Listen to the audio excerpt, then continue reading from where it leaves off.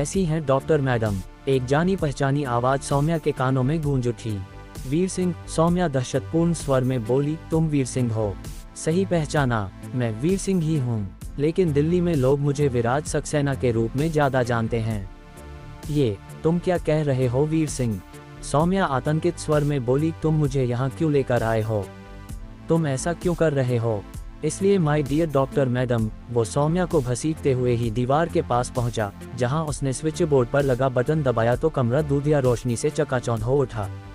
क्योंकि तुम्हारे इस दुनिया से जाने का वक्त आ चुका है, और तुम्हारी बदकिस्मती से ये जिम्मेदारी ऊपर वाले ने मुझे सौंपी है। तुम विश्वास नहीं करोगी, लेकिन मैं सचमुच दिल से चाहता था कि मुझे तुम्हें न मारना पड़े। काश कि ऊपर वाले ने तुम्हारे इस दुनिया से जाने के माध्यम के रूप में किसी और को चुना होता। तुम्हें कहीं करंट लग जाता, तुम सीढ़ियों से गिर जाती, इस तूफानी बारिश में तुम पर बिजली ही गिर जाती। लेकिन नहीं, ऊपर वाले को तो मुझे ही चुनना था, तुम्हें जहन्नुम का रास्ता दिखाने के लिए। और जानती हो, उसने घूमकर सौम्या की ओर देखा, उसके चेहरे पर एक जहरीली मुस्कान थी। मैं इस काम के लिए सबसे गलत इंसान हूँ। फिर उसने अंधेरे में ही सौम्या के चेहरे पर चुटकी बजाई, और जल्द ही तुम्हें इस बात पर पूरा यकीन हो जाएगा। वीर सिंह उर्फ विराज सक्सेना ने बालों से ही पकड़कर सौम्या को बेरहमी से खींचते हुए खड़ा किया। सौम्या के गले से घुटी घुटी सी चीख निकली और वो अपने बालों को खींचे जाने से रोकने के लिए खड़ी होती चली गई। खड़े होते ही विराज ने अचानक उसके बालों को छोड़ दिया। उसकी ये हरकत सौम्या के लिए इतनी अप्रत्याशित थी कि वो संतुलन खोकर वापस फर्श पर गिर पड़ी। अभी वो संभल भी नहीं पाई थी कि वीर सिंह की लात उसकी पसलियों से टकराए। सौम्या के गले से एक जोरदार चीख निकली और वो जमीन पर तड़प कर रह गईं। लेकिन वो तो उसके प्रताड़ना के दौर की केवल शुरुआत थी। विराज पागलों की तरह जमीन पर पड़ी सौम्या पर ताबड़तोड़ लातें बरसाता रहा, और सौम्या के गले से चीखें निकलती रहीं। सौम्या चीखती रही और वो मारता रहा। कुछ ही मिनट तक चले टॉर्चर के भयानक दौर के बाद सौम्या की हालत अधमरी सी हो गई थी। उसे अपनी पसलियों में भीषण दर्द हो रहा था। उसके चेहरे सहित पूरे शरीर पर जगह जगह चोटें लगी थीं, जिनसे खून बह रहा था। उसकी सांसें भी उखड़ी उखड़ी चल रही थीं। उसके सिर पर खड़ा वो दरिंदा फिर जैसे सांस लेने के लिए रुका। वो फर्श पर पड़ी सौम्या के बगल में ही बैठ गया और उसने सौम्या के चेहरे को हाथ से पकड़कर अपनी ओर किया। सौम्या के लिए आंखें खुली रखना मुश्किल हो रहा था। उसने अधमुंदी आंखों से वीर सिंह की ओर देखा, जो उसे किसी राक्षस से कम नहीं लग रहा था। जानती हो मैं ये सब क्यों कर रहा हूँ सौम्या? वो बोला, क्योंकि मैं जानता हूँ कि तुम अपनी बहन से कितना प्यार करती हो, उसके बिना जिंदा नहीं रह सकती। इसलिए मैं तुम्हें उसके पास ही भेजने की तैयारी कर रहा हूँ। उस हालत में भी सौम्या मन ही मन बुरी तरह दहल उठी। तो क्या इस दरिंदे ने लीना को? नहीं, ऐसा नहीं हो सकता। तुम? सौम्या बड़ी मुश्किल से बोल पाए। झूठ बोल रहे हो। उसने अजीब सा चेहरा बनाया। तुम्हें मेरी बात पर विश्वास नहीं है? ठीक है, मत करो, लेकिन अभी थोड़ी देर में जब तुम मरकर जहन्नुम के दरवाजे पर दस्तक दोगी और वो दरवाजा कोई और नहीं बल्कि तुम्हारी प्यारी छोटी बहन, तुम्हारी अपनी लीना खोलेगी, तब तो तुम्हें मेरी बात का यकीन आ जाएगा न? सौम्या की आंखों में दुनिया जहान की नफरत सिमट आई। तुम बचोगे नहीं, वो बड़ी मुश्किल से बोल पाई। ओह, ऐसा है क्या? मैं ही बचूंगा? सौम्या, मेरे रास्ते में जो लोग आए हैं ना, उनमें से कोई नहीं बचेगा। जैसे तुम्हारी बहन। मैंने? लीना ने तुम्हारा क्या बिगाड़ा है? सही सवाल। वो इतनी जोर से चीखा कि उसी समय बाहर हो रही जोरदार बारिश के साथ बादल गरजने की जोरदार आवाज में भी उसकी आवाज बिल्कुल साफ सुनाई दी। अब जाकर तुमने सही सवाल पूछा है सौम्या। अगर तुम नहीं पूछती तो ये अफसोस रहता कि तुम्हें बिना ये जाने ही इस दुनिया को अलविदा कहना पड़ा कि तुम्हारी गलती क्या थी। तुम्हारी उस बहन की क्या गलती थी? वो उन बॉक्सेज के पास पहुंचा जिनमें लाशें रखी जाती थीं और वहां कुछ करने लगा, लेकिन फर्श पर पड़ी सौम्या देख नहीं पा रही थी कि वो क्या कर रहा था। उसे देखने के लिए सौम्या को सिर उठाना पड़ता, लेकिन उसकी हालत इतनी खराब हो रही थी कि शरीर के किसी भी हिस्से को 1 इंच भी हिलाना उस वक्त उसके लिए बेहद मुश्किल था। सौम्या को ऊपर बॉक्स खींचे जाने की आवाज आई और अगले ही क्षण जो हुआ उससे सौम्या के गले से एक बार फिर थर्रा देने वाली चीख निकली। एक लाश सौम्या के ऊपर आकर गिरी थी। दहशत से सौम्या की आंखें फैल गई। वो पता नहीं किसकी लाश थी, लेकिन काफी पुरानी होने के कारण लाश सड़ना शुरू हो गई थी। उसका पेट सौम्या के चेहरे से कुछ ही इंच की दूरी पर था। सौम्या को जोरों से मितली आने लगी। उसने पूरी ताकत लगाकर लाश को अपने ऊपर से धकेल दिया, लेकिन सौम्या अभी सांस भी नहीं ले पाई थी कि उस पर दूसरी लाश आकर गिरी, जो पिछली वाली से भी बुरी हालत में थी। सौम्या का दिमाग घूमने लगा। फिर एक और लाश, वो उस पर लाशें फेंक रहा था। विराज की राक्षसी हंसी कमरे में गूंज उठी।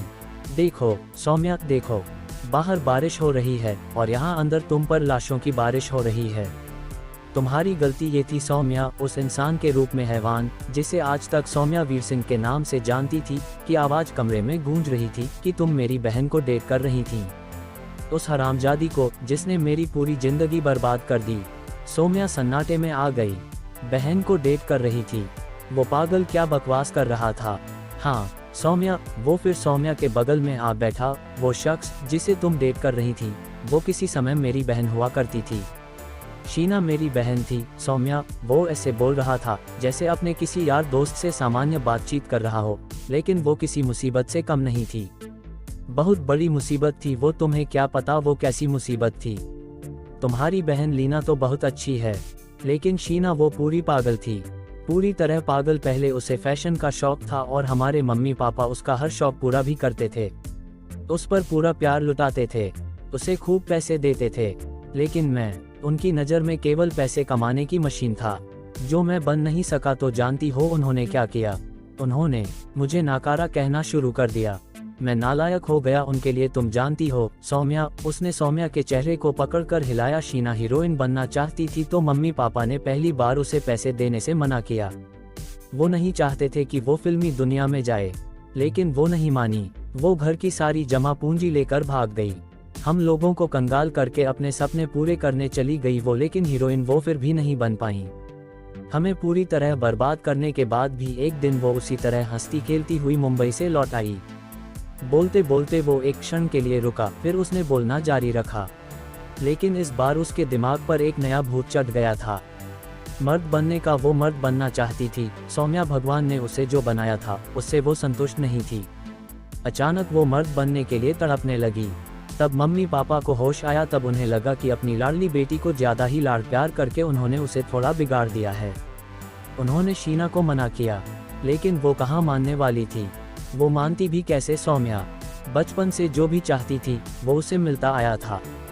फिर ये एक चीज़ कैसे छोड़ देती वो कुछ भी नहीं छोड़ने वाली थी। उसे सब चाहिए था। जानती हो फिर उसने क्या किया? उसने हमारे परिवार के साथ धोखा किया। मेरे साथ ही नहीं सौम्या, अपने उन माता पिता के साथ भी, जो उसकी हर ख्वाहिश पूरी करते आए थे, जिन्होंने बेटी के लिए बेटे की खुशियों को कुर्बान कर दिया था। मम्मी पापा को विश्वास में लेने के बाद उसने हमारा घर भी अपने नाम करवा कर बेच दिया और उसकी रकम और घर में रखी पाई समेट कर भाग गई। मम्मी पापा को उसने भीख मांगने के लिए सड़क पर छोड़ दिया और उन दोनों ने उसी हालत में एक दिन तड़प तड़प कर दम तोड़ दिया। ये देखो सौम्या, उसने अपना परस सौम्या की आंखों के आगे लहराया। मेरे पास उनकी तस्वीर भी है। मैं उस वक्त जेल में था। ये उस अखबार की कटिंग है जिसमें उनके मरने की खबर थी। सौम्या ने देखा, उसके पर्स में सचमुच एक अखबार में छपी तस्वीर की कटिंग थी। वो तस्वीर एक अधेड़ औरत के शव की थी और नीचे छोटे अक्षरों में लिखा था, ओवरब्रिज के पास लावारिस हालत में भिखारिन की लाश पाई गई। परस के दूसरे हिस्से में वैसी ही एक और कटिंग थी, जिसमें सड़क किनारे फुटपाथ पर मैले कुचले कपड़ों में लिपटे एक वृद्ध की लाश सड़क किनारे पड़ी दिख रही थी।